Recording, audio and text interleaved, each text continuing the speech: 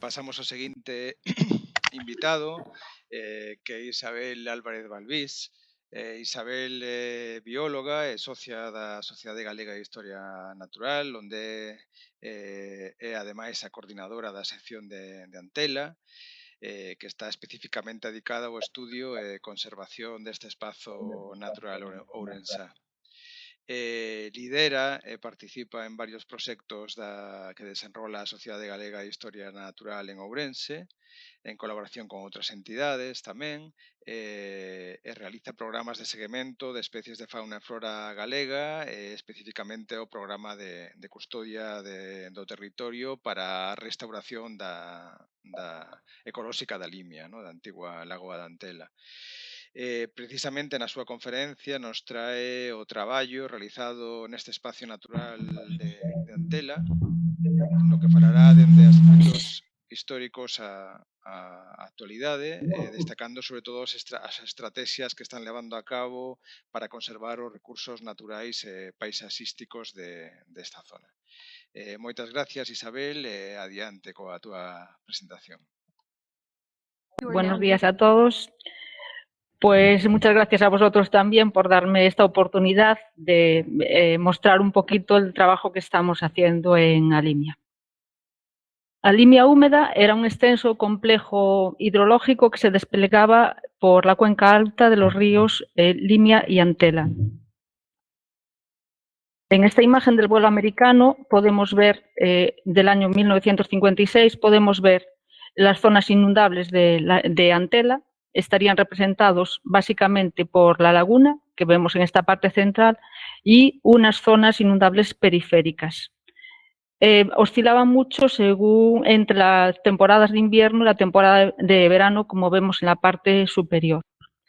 En conjunto, llegaban a inundar unas 7.700 hectáreas, lo que hacía de esta superficie uno de los humedales más importantes de la península ibérica, con una enorme importancia biológica. La transformación de Alimia húmeda se inició hace 6 décadas con la desecación de la laguna de Antela.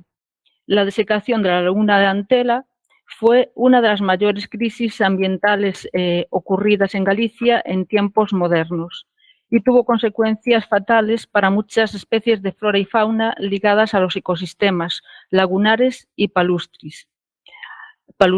Además, la desaparición súbita de la laguna supuso la pérdida de una de las zonas más importantes de invernada y nidificación para un gran número de especies acuáticas, de aves acuáticas.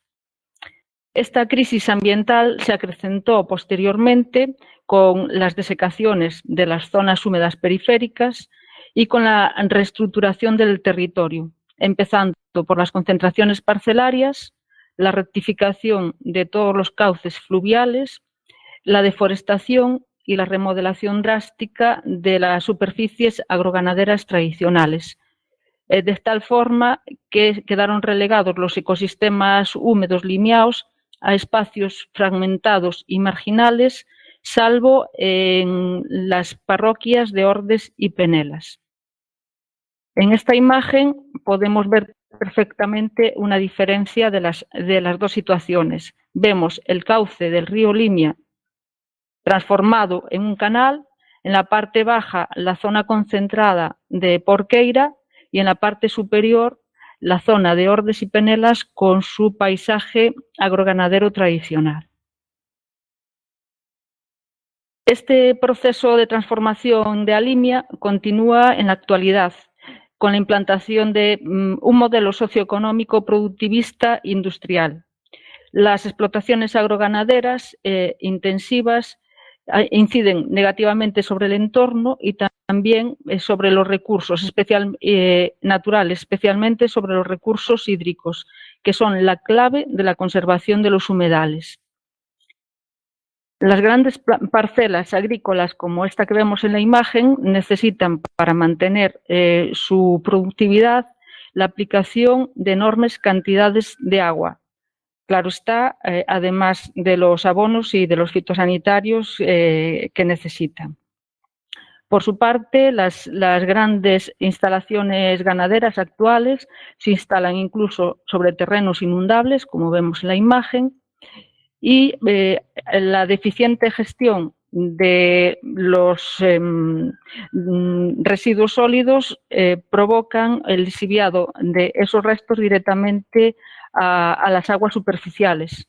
Vemos en estas imágenes de la parte inferior un islote de gallinaza en una parcela totalmente inundada, con lo cual ya veis que ahí hay un lavado de esos residuos que pasan directamente a las aguas.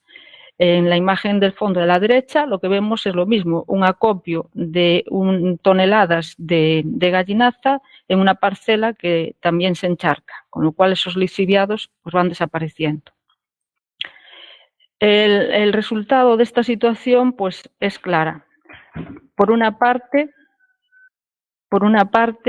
tenemos la contaminación difusa de las aguas por los residuos orgánicos, sobre todo coliformes y también nitratos, con la proliferación de episodios de blooms de cianobacterias, por ejemplo, en el embalse de las Conchas, que aquí vemos en la parte arriba a la izquierda. Y la explotación de los recursos hídricos hace que los cauces fluviales en la zona de la Limia en verano pues vayan secos, como vemos en esta imagen. En esta situación, los pocos retazos del complejo húmedo del Limia Antela que sobreviven están cada vez más reducidos, degradados e incluso son tratados como vertederos. Y tienen en este momento un futuro muy incierto, a falta de acciones decididas para su protección y conservación. Pero también quedan aún zonas por las que luchar, como este espacio, que es esta preciosa veiga de Ordes y Penelas en primavera. Siendo conscientes de estas realidades, en Sociedade Galega de Historia Natural empezó a surgir una preocupación por el futuro de estas zonas, de tal forma que se pensó en pasar a la acción de alguna manera. Así se creó el 2 de febrero de 2011, el Día de los Humedales de 2011, coincidiendo con el 40 aniversario del convenio de Ramsar, la sección Antela, para actuar directamente en Alimia. La sección Antela nace con dos principales objetivos. Uno que es conocimiento, la divulgación, la protección y la potenciación de los valores naturales y tradicionales de Alimia. Y otro, buscar la recuperación de esos humedales y zonas marginales con la explotación agroganadera sostenible y, sobre todo, sin afectar a los sectores económicos productivos actuales. Con el conocimiento previo del terreno disponíamos de bastante información sobre aquellos lugares prioritarios a conservar y se buscaron distintas alternativas de actuación. Inicialmente los resultados fueron muy desalentadores, sobre todo porque trabajar en un entorno como esa Limia, totalmente refractario a la conservación y a todo lo que huele a ecologista, es muy, muy, muy complicado. Sin embargo, con el trabajo y con el contacto con personas preocupadas por el devenir de Alimia, fueron surgiendo algunas oportunidades y en poco tiempo fuimos desarrollando varias líneas de trabajo de las que hoy os voy a hablar aquí. Todas ellas están relacionadas con la custodia del territorio. En este momento estamos trabajando en otras líneas a mayores, un poquito más arriesgadas, pero que esperemos podamos contaros pues, en otra ocasión. Hoy nos vamos a centrar en las que están en marcha. Estas actuaciones son la gestión de un terreno en propiedad, que es una parcela propiedad de Sociedade Galega de Historia Natural, a la que dimos el nombre de Humedal Antonio Villarino, en honor del decano de los naturalistas gallegos. La gestión de espacios alquilados al Banco de Terras de Galicia, al Bantegal. La gestión de otros espacios privados y una gestión compartida con un ganadero de vacuno en extensivo en una porción de un monte comunal, la Veiga de Gomareite. Como las imágenes valen más que las palabras, vamos ahora a hacer un paseo virtual por las líneas principales de estos 4 proyectos. Vamos a empezar con el humedal Antonio Villarino. Como ya decíamos antes, se trata de una parcela propiedad de Sociedade Galega de Historia Natural que tiene 1,3 hectáreas y está situada en la desecada Veiga de Gomareite. El polígono rojo marca la posición de la parcela sobre una fotografía del vuelo americano del 56, 1956, y en el lado de la derecha sobre un mapa actual.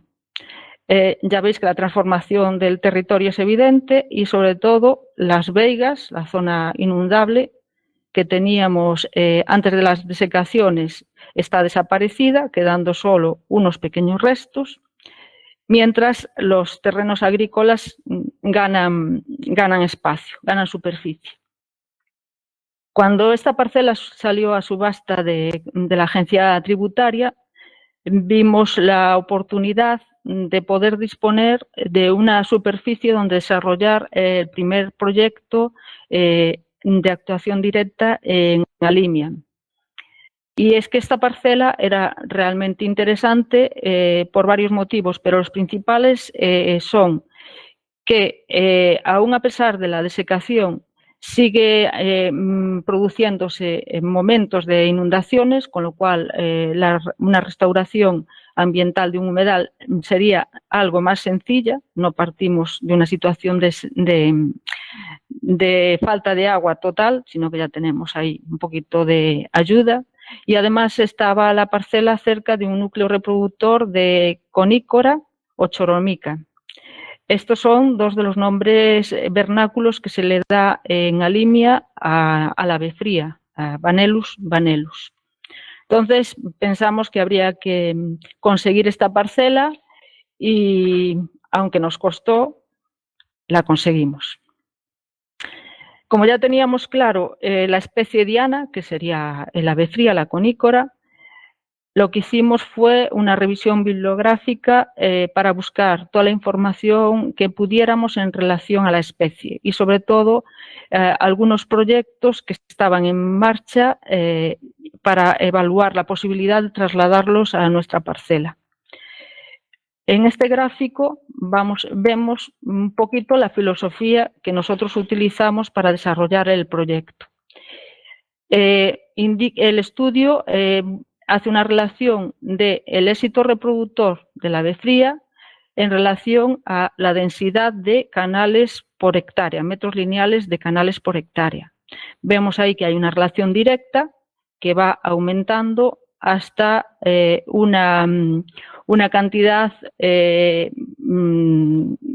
referencia, que serían unos 450 metros lineales de cauces por hectárea. Como la parcela tiene 1,3 hectáreas, pues tendríamos que hacer unos canales de hasta 650 metros lineales dentro de la parcela. Esto, dicho así, parece bastante fácil, pero no es tan sencillo. En el papel, el esquema de trabajo quedaba de esta forma, como estáis viendo, con los canales dibujados sobre la parcela. Con estas longitudes tendríamos unos casi 700 metros lineales en la superficie de trabajo. Pero pasar esto a la realidad fue todo un reto. No os podéis imaginar la cara que puso el contratista cuando le expliqué lo que había que hacer en la parcela. Después de rascarse la cabeza, de decir alguna palabra que no voy a repetir aquí, dijo algo así como, nunca tal me pediron. Pero bueno, si hai que facelo, bueno, pois sí, había que facelo. Las primeras intervenciones fueron realizadas gracias al trabajo de los voluntarios, que nos enfrentamos a una vegetación arbustiva de toxos y sestas de casi 2 metros, que fueron desbrozando y retirando de la parcela. Una vez ya despejada la parcela, tenía un aspecto completamente diferente y se hizo un replanteo de lo que serían los canales, como aquí vemos, tanto con un estaquillado como con un desbroce. A partir de ahí tocaba que entrasen las máquinas. Las máquinas tenían que hacer unos canales someros de unos 90 centímetros de profundidad, con unas orillas muy suaves, que fueron mejoradas con la aportación de la tierra vegetal que retiramos y, como veis, aplicadas a mano por los voluntarios.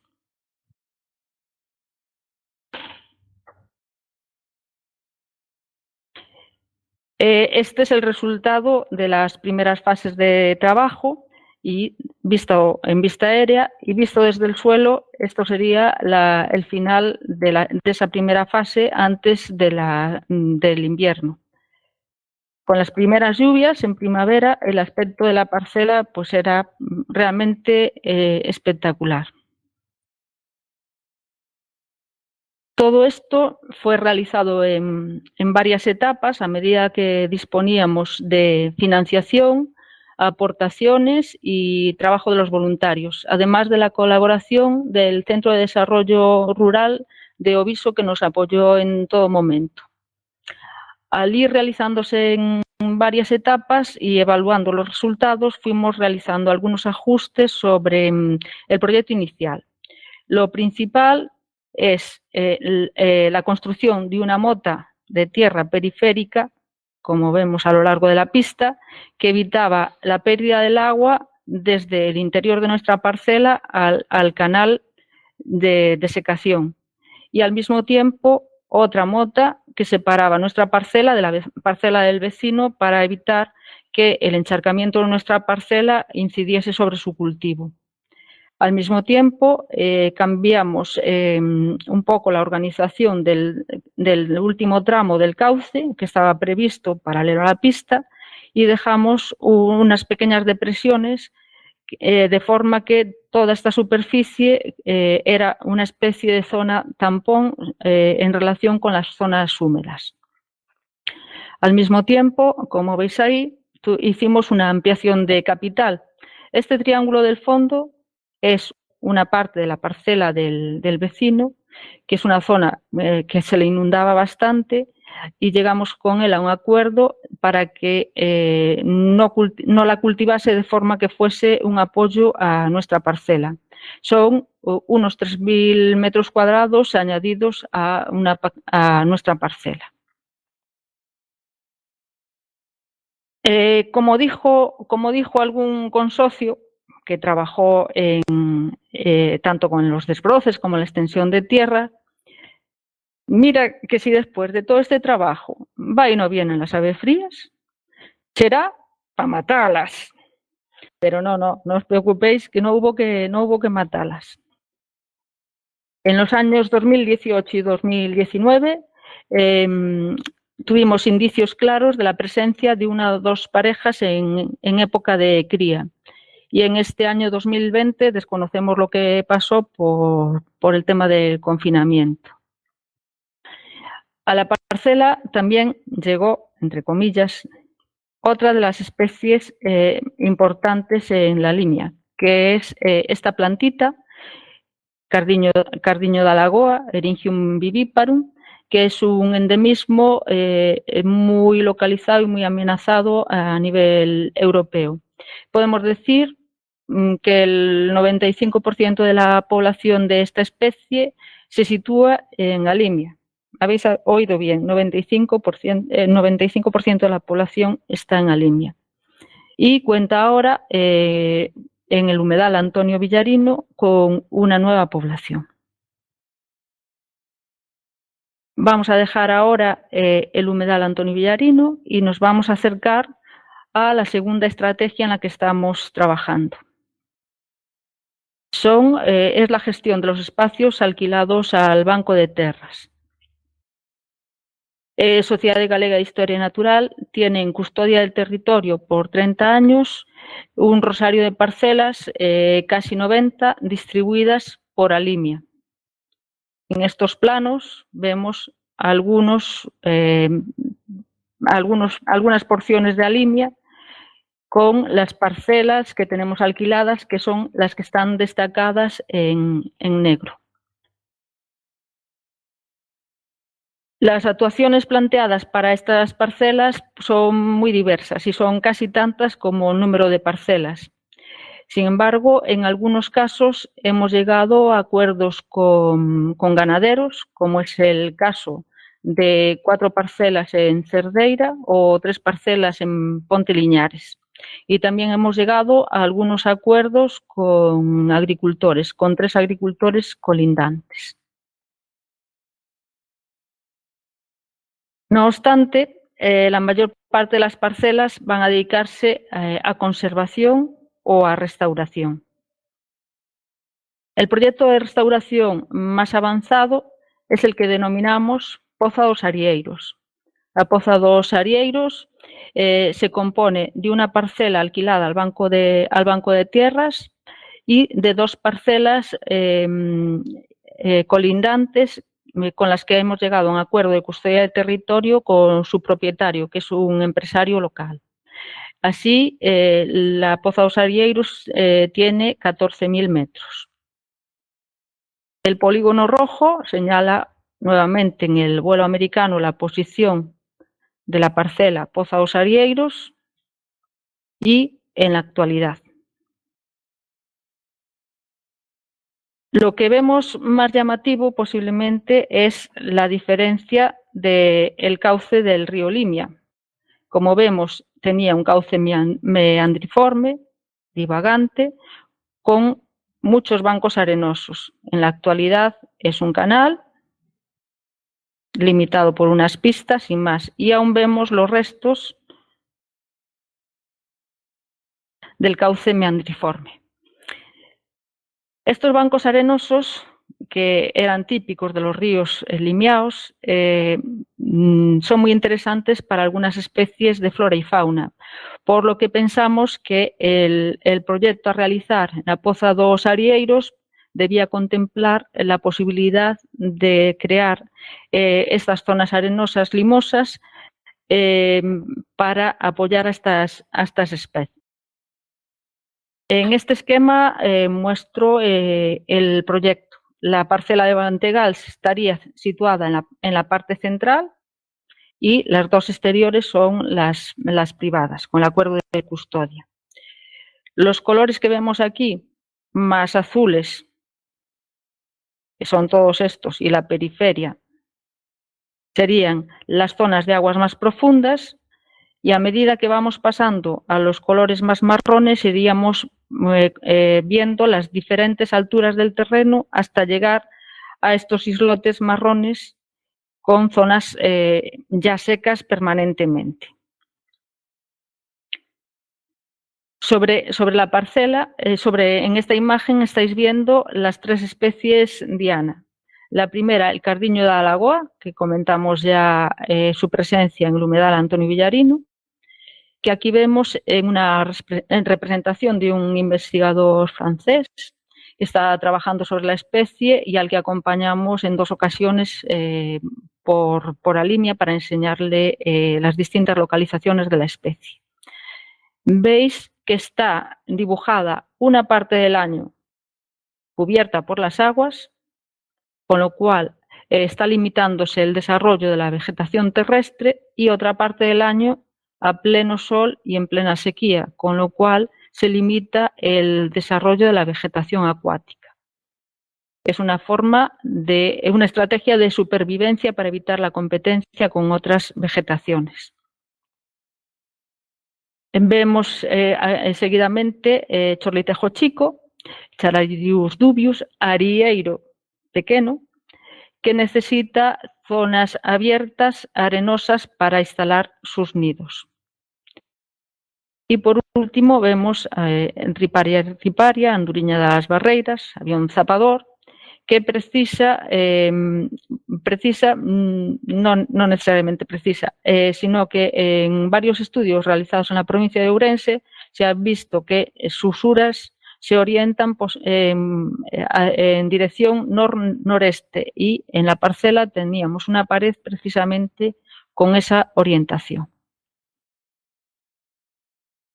Como siempre, el trabajo empieza con la intervención de los voluntarios, con la gestión de la vegetación, la retirada de los arbustos, que despejan la zona para facilitar la entrada de las máquinas. Las máquinas fueron aportadas por el empresario con el que llegamos al acuerdo de custodia y estuvieron todo el tiempo a disposición y bajo la dirección de miembros de Sociedad Galega de Historia Natural. Las máquinas entraron y fueron remodelando la parcela tal como habíamos previsto, dejando, eso sí, una zona sin intervenir, donde precisamente se localizó una población de Eryngium viviparum. Aquí vemos cómo quedó la parcela al final de la primera fase de trabajo, con esa zona donde no se actúa para respetar la especie, Eryngium viviparum. Y así se vio la parcela en la primera primavera después de las obras. Veis que los bancos arenosos se intuyen perfectamente en esta zona más clarita y la vegetación más terrestre asoma en varias zonas. En la segunda fase de trabajo se construyó el talud para riparia, y se reforzaron algunos islotes para que quedase un poquito más de zona terrestre. Aquí ponemos un detalle donde vemos zona de aguas permanentes, distintos islotes que se van cubriendo a medida que suben o bajan las aguas, con lo cual siempre tenemos esos espacios de interés tanto para Eryngium como para muchos limícolas. El resultado fue que la población de Eryngium se vio reforzada y está ocupando ya varias zonas donde hubo los movimientos de tierras. Riparia ocupó rápidamente el talud y en el primer año llegaron a verse activas casi 80 uras de las 100 que se construyeron. Y arieiro pequeño, chorlitejo chico, se vio en momentos de reproducción dentro de la parcela, pero no tenemos constancia de que hayan criado dentro de nuestra parcela, sí en el entorno. Los resultados que obtuvimos con esta segunda estrategia de trabajo dieron lugar a la tercera estrategia de trabajo, que es la gestión de otros espacios privados. Llegamos a acuerdo de custodia de territorio para realizar trabajos similares en otras areneras ya abandonadas. Tenemos el proyecto realizado y presentados ya en conservación, pero todavía no hemos desarrollado ninguno de ellos a la espera de disponer de medios y de financiación. Los dos proyectos son este que vemos aquí, Poza das Cegoñelas y Poza das Conícoras. El resultado sería pues hacer este tipo de remodelado de la superficie para disponer de esas zonas arenosas limosas permanentes. Y vamos a entrar ya en la cuarta línea de trabajo, que es la gestión compartida con un ganadero de vacuno extensivo en la veiga de Gomareite.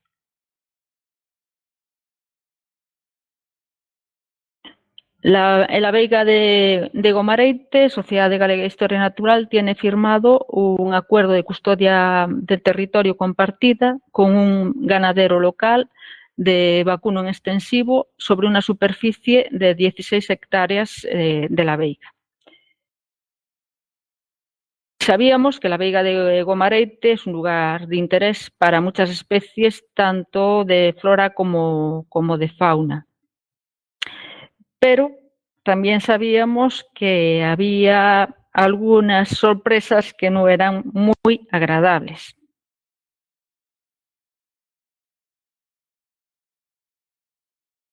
Y es que la veiga de Gomareite se utilizó primeramente para depositar los restos de las concentraciones parcelarias, básicamente muros de piedra y tocones de los grandes árboles, pero después, con el paso del tiempo, a esos residuos limpios, podemos decir, se fueron añadiendo todo tipo de residuos. Un poco lo que veis en estas imágenes. Enseres domésticos, demoliciones de casas y naves, neumáticos, botellas de vidrio y restos de hostelería diversos, alambres de los cierres, grandes volúmenes de residuos orgánicos, tanto paja como patatas, y poco a poco plásticos, cuerdas de alpaca, todo tipo de cosas. Todo esto se fue depositando aleatoriamente sobre la superficie de la veiga, de forma que lo que parecía una vegetación más desarrollada, que son las que están marcadas con los óvalos amarillos, realmente lo que eran montoneras de todos estos residuos sobre los que se había desarrollado la vegetación, sobre todo xestas y silvas. El acuerdo de custodia del territorio que firmamos para esta superficie tenía como objetivo eliminar, en la medida de lo posible, estos vertidos y recuperar la superficie original de veiga, al mismo tiempo que se convertiría en un humedal pastoreado y mejoraríamos el hábitat para las distintas especies ligadas a estos medios. Las primeras actuaciones que se realizaron, siempre con nuestros voluntarios, fueron muy puntuales, como esta que vemos aquí, en la que recogemos todos los materiales dispersos en este punto. Sin embargo, el volumen y la cantidad de los restos precisaba actuaciones más contundentes, sobre todo porque había que gestionar una gran cantidad de residuos que había que entregar a gestor autorizado, cosa que tiene un coste bastante importante, y que también se precisaban maquinaria y medios mecánicos para retirada de los más voluminosos. Vemos aquí diferentes momentos, sobre todo de las zonas de plásticos agrícolas, que fue posible ir retirando y gestionando con dos ayudas. Primero, a través de la Xarxa de Custodia del Territori, y después a través de SEO Ecoembes con su proyecto Libera, Naturaleza sin Residuos. Y aparte de estos, que fueron ayudas muy puntuales, también gestionamos las subvenciones europeas que está gestionando la Xunta para los concellos en Red Natura. Con esto pudimos intervenir ya de una forma más contundente, empezando por retirar las montoneras de las piedras de las concentraciones parcelarias, como vemos por ahí, los muros de separación de parcelas, y los tocones de los grandes árboles que también estaban depositados. Aquí vemos una máquina retirando una granja de hormigón que se había tirado ahí. Veis perfectamente un pilar de hormigón. En las zonas donde había residuos con restos de concentración se fueron retirando a mano los plásticos, los vidrios y todos los residuos. Y aquí veis en esta montonera donde ya había pasado la máquina y donde después toca retirar todos esos plásticos para su gestión. En esta imagen veis el resumen de los volúmenes de residuos que hemos retirado hasta el momento. Evidentemente no son todos y aún queda una buena cantidad de trabajo pendiente. Por otra parte, también os diré que en muchos puntos donde realizamos recogida de residuos, en la siguiente visita teníamos residuos nuevos otra vez acopiados. Es algo en lo que tenemos que trabajar. Junto con la retirada de residuos, aprovechamos los materiales limpios, como las piedras de concentración, para hacer algunas motas perimetrales que ayudasen a retener por más tiempo las inundaciones y el agua del invierno. Vemos ahí el resultado.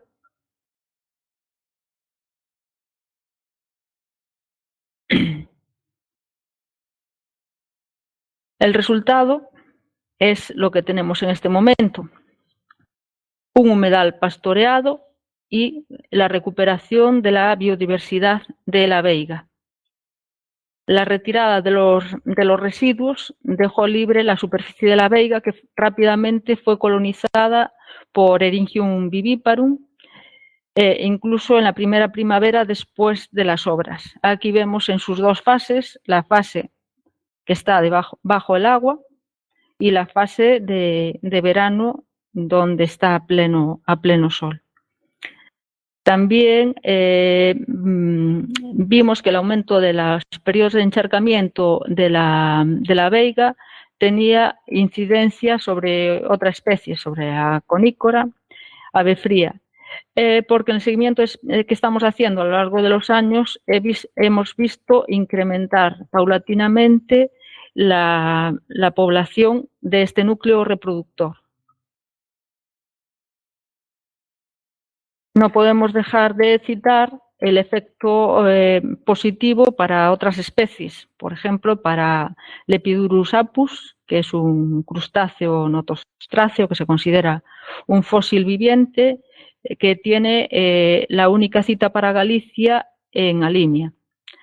También ha mejorado el hábitat para Pelobates cultripes, que es una especie muy amenazada, sobre todo por pérdida de hábitat, y que tiene en Alimia también una de las pocas poblaciones de Galicia.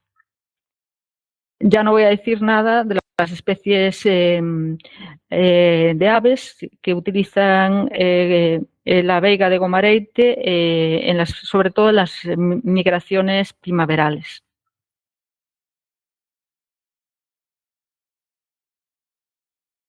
Con esta imagen ponemos un esquema del resumen de las actuaciones que se han realizado. Las zonas marrones con los lunares rojos indican las zonas donde se retiraron residuos. Veis por varias zonas.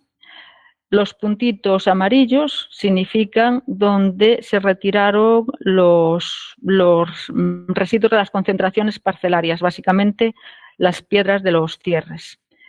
Las líneas amarillas, donde se hicieron motas de tierra, y las líneas malvas, donde se hicieron motas con piedra o piedra y tierra. Esta zona del final, que tiene una coloración diferente, es la parte de esta veiga, de estas 16 hectáreas, donde nos queda para actuar. Y precisamente esta mañana estamos empezando a trabajar en esta zona. El siguiente proyecto es retirar todos estos residuos y piedras. Las zonas azules, con distintos tonos, lo que indican son las áreas inundadas de la veiga. Son aproximadamente unas 7 hectáreas. Pero no son cualquier 7 hectáreas, son unas 7 hectáreas muy especiales. Quizás en este momento os estéis dando cuenta de que no os he dicho dónde está la veiga de Gomareite. 10 minutos. Pues la veiga de Gomareite era antaño el extremo noreste de la laguna de Antela. En invierno, inundada, y en verano, una veiga pastoreada. Con este dato ya os habréis dado cuenta de lo que esto significa. Entre todos, hemos recuperado la funcionalidad y los servicios ecosistémicos de una porción periférica de la desaparecida, pero aún latente, lagoa de Antela. E xa para rematar, quero dar unha vez máis as grazas a todas aquelas persoas comprometidas que teñen feito posible estes proxectos coa súa confianza, apoio, enerxía e enorme esforzo. Grazas tamén aos organizadores das xornadas e aos que estades ao outro lado desta pantalla. E, por suposto, invitarvos a visitar a Limia, esta Limia que queremos coas súas luces e as súas sombras, porque temos experimentado e comprobado que outra Limia é posible.